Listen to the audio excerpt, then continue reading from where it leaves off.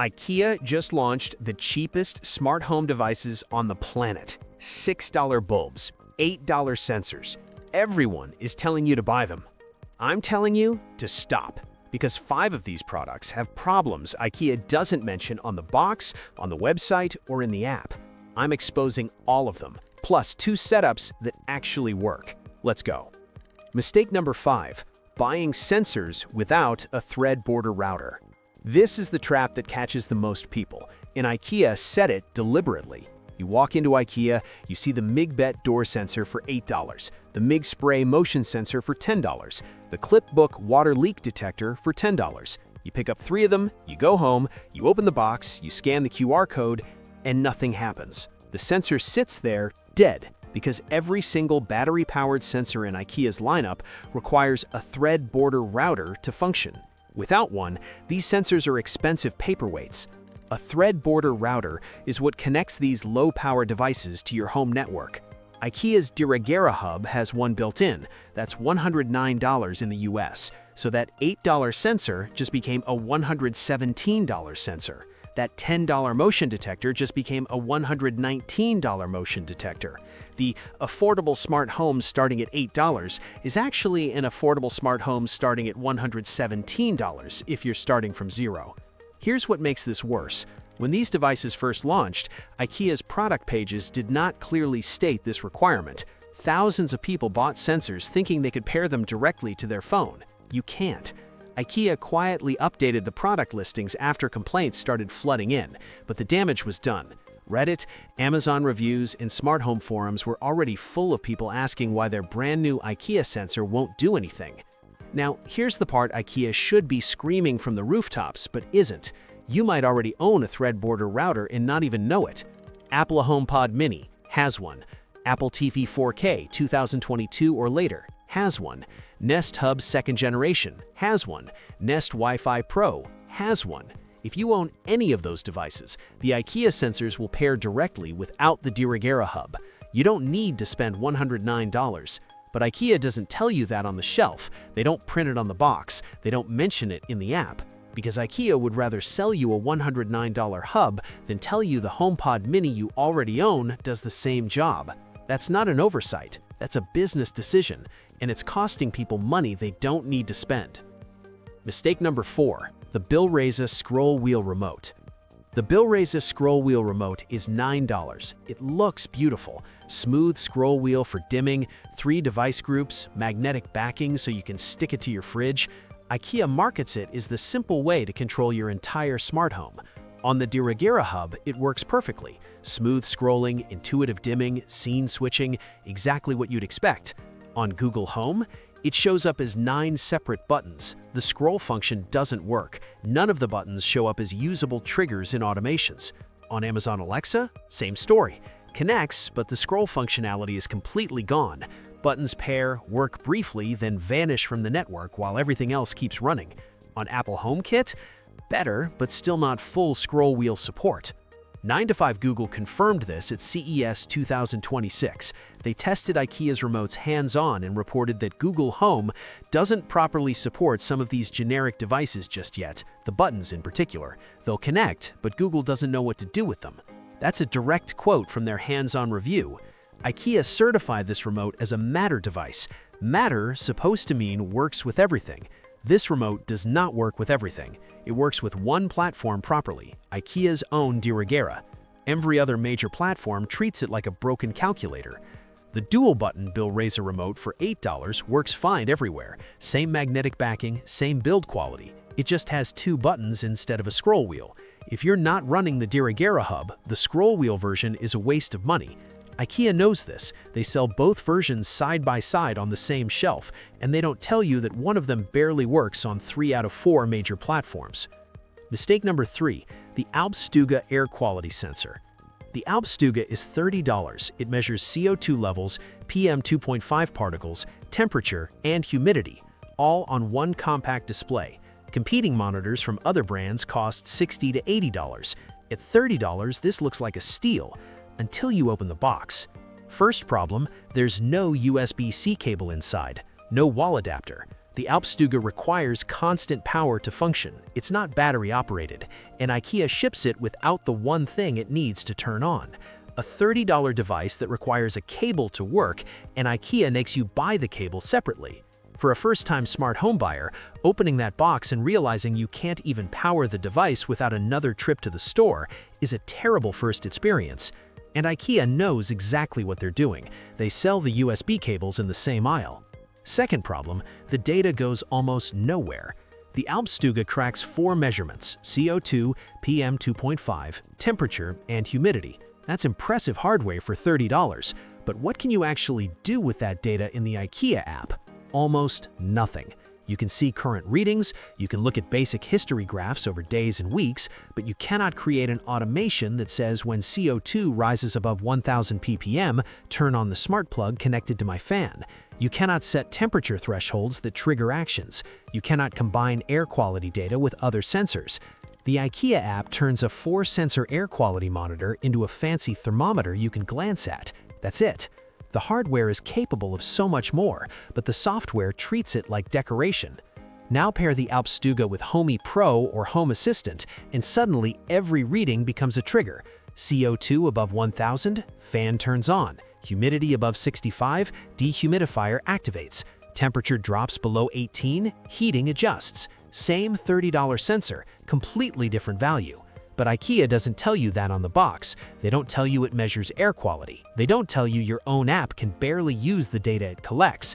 And they definitely don't tell you you need a $400 Homey Pro to unlock what the sensor was actually built for.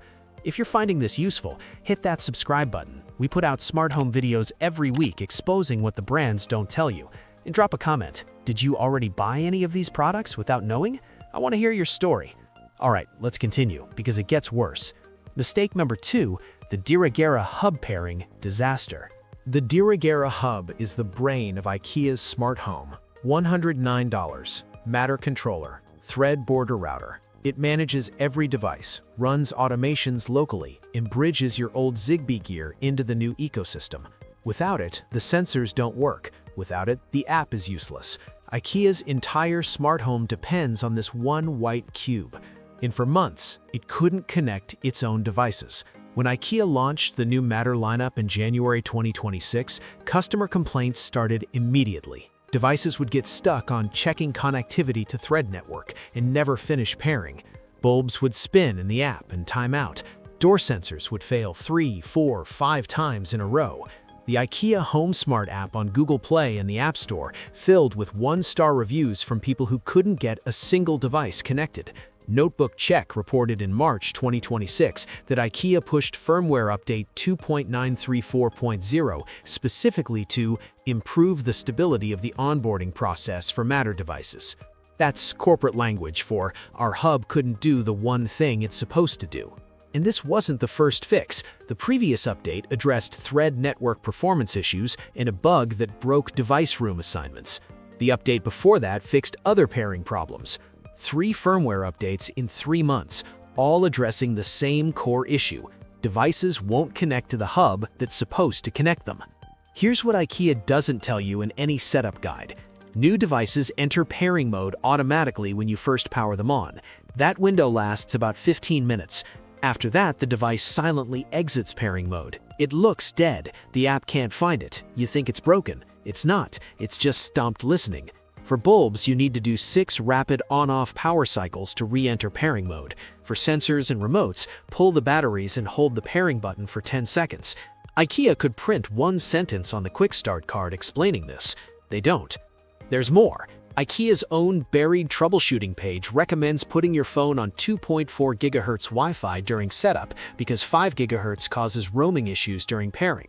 They also recommend keeping devices within a couple of meters of the hub for the initial connection, then moving them to their final location only after a successful pair. None of this is on the box, none of this is in the Quick Start guide. It's buried on a support page that most people will never find. IKEA sold millions of people a $109 hub and then required 3 emergency firmware patches to make it work. And the troubleshooting steps that actually fix most pairing issues? Hidden in a support page instead of printed in the box. IKEA range manager David Ganoth told TechRadar, "People don't want to research standards or ecosystems. They don't care about protocols. They want things to connect and just work." And then his company shipped a hub that didn't just work. The irony writes itself. Mistake number 1. Connecting one device to multiple platforms, multi-admin. This is the biggest mistake, the one that ruins everything, and it's the one that Matter was specifically designed to make possible. Multi-admin is a feature of the Matter standard that lets you connect one smart home device to multiple platforms at the same time. Your IKEA motion sensor connected to Dirigera, Home Assistant, Apple HomeKit, Google Home, and Amazon Alexa, all simultaneously. On paper, this is the entire promise of Matter. One device, every platform, no walls. In practice, it's the single fastest way to make your entire smart home unstable. Here's what's happening across every platform. On Apple HomeKit, devices get stuck on connecting in timeout during pairing. People factory reset everything, try again, same result. Some users gave up, came back 24 hours later without changing anything, and the device paired instantly, suggesting there are internal thread or Matter states in Apple's ecosystem that need time to settle after repeated add and remove attempts. When you add new IKEA devices to Dirigera, they don't always appear in the Apple Home app because HomeKit doesn't refresh the Matter parts list properly. On Amazon Alexa, Bill Racer buttons pair successfully, show up, work for a few minutes, then vanish from the network while everything else keeps running. Adding Dirigera as a Matter bridge to Amazon after it's already joined to another platform throws vague errors because the same Matter code and fabric are being reused across multiple homes. On Google Home, it's the worst. Bill Racer buttons pair but either vanish from automations, reappear after random delays, or stop triggering scenes despite showing as connected. IKEA themselves admitted in a support response that there are ongoing issues on Google's side affecting integration stability. On Home Assistant, devices that are shared from Dirigera via the Matter bridge show up initially but stop sending events after a few minutes. Restarting the Matter server brings them back temporarily, then they freeze again. Older Zigbee devices come through fine. The new Thread devices are the ones that break. On Homey Pro, IKEA devices fail to pair or show up as generic broken shells with no controls unless you install the official IKEA Smart Home app on the Homey. And after Homey firmware update 1.12.10.1, all IKEA Matter lamps became inaccessible. Not just IKEA, Thread devices from Eve, Bosch, and Nuki all experienced the same disconnections. Every platform, every brand, same problem. The more platforms you connect a single device to, the more likely it is that one platform loses track of it while another still sees it. Multi-admin was supposed to be Matter's killer feature. Right now, it's the killer of stable smart homes. IKEA has publicly acknowledged the connectivity problems and says a dedicated team is working with the Connectivity Standards Alliance, Apple, Amazon, and Google to ship firmware fixes. That's the corporate version of "we know it's broken and we're working on it." But in the meantime, millions of people already bought these devices, and millions of people are sitting in their living rooms right now wondering why the smart home they just spent $150 on doesn't work. 5 mistakes. 5 ways IKEA is costing you money, time, and trust. From sensors sold without telling you they need a $109 hub, to a scroll wheel remote that only works on one platform, to an air quality sensor shipped without a power cable that the app can barely use, to a hub that needed 3 emergency firmware patches to make it work, to a multi-platform promise that breaks every setup it touches. That's what IKEA shipped. That's what they charged you for. That's what's sitting in your home right now. Safe setup number 1. The budget starter that actually works. Not everything IKEA makes is a problem. Some of it is genuinely brilliant. You just need to know what to buy. The IKEA Kaiplatz smart bulbs in the dual-button Bill Racer remote. That's your starter kit. The bulbs start at $5 to $6. Full white spectrum, dimmable, 11 socket types. They're dual protocol, Matter over Thread, and Zigbee built into every bulb. And here's the critical part. They pair directly to Apple Home, Google Home, Amazon Alexa, or SmartThings through Matter without any Dirigera hub needed. No Thread border router required. $6. Screw it in, pair it to your phone, done. The dual-button Bill Racer remote is $8. It works on every platform, not just Dirigera, every platform. 2 buttons, magnetic backing, wall mount included. It controls lights reliably on Apple, Google, Amazon, and SmartThings without the scroll wheel problems. A Philips Hue color bulb costs $40. One IKEA color bulb costs under $12. 5 IKEA white spectrum bulbs in a remote cost less than a single Hue bulb. If you want smart lighting that works out of the box with zero drama, this is the setup. No hub, no firmware headaches, no compatibility nightmares. Just lights that respond and a remote that controls them. Start here, build from here. Safe setup number 2. The power user setup that actually delivers what IKEA promises but can't deliver. Buy the IKEA sensors. The Mig Spray motion sensor for $10, the Mig Bet door sensor for $8, the Timmerfloat temperature sensor for $10. The hardware is excellent. In testing, the $10 IKEA motion sensor matched a $40 competitor in speed, accuracy, and reliability. 0 disconnects over 2 weeks. Temperature readings accurate to within half a degree of calibrated sensors costing 4 times as much. The hardware is not the problem. The hardware is genuinely best in class for the price. But don't run them through the IKEA app. Pair them with Homey Pro or Home Assistant. The IKEA app can't do time-based brightness, can't combine sensors, can't do geofencing, can't do presence detection, can't do conditional logic. Homey Pro and Home Assistant can do all of it. Same $10 sensor, same $8 door sensor, completely different capabilities. Pick one platform, pair everything there. Use that platform's skills and integrations to bring in Google, Alexa, or Apple as voice extensions, not as primary controllers. Don't use multi-admin to connect devices to multiple platforms directly. That's where everything breaks. IKEA built the best smart home hardware at the lowest price on the most open standard in the market. Then they shipped software that can't use it, documentation that doesn't explain it, and firmware that couldn't connect it. The hardware deserves better, and now you know exactly how to give it a better brain. 5 mistakes. 5 ways IKEA is costing you money you don't need to spend. Now you know what to avoid and what actually works. Drop a comment with your IKEA setup. What's working, what's broken. Let's build the guide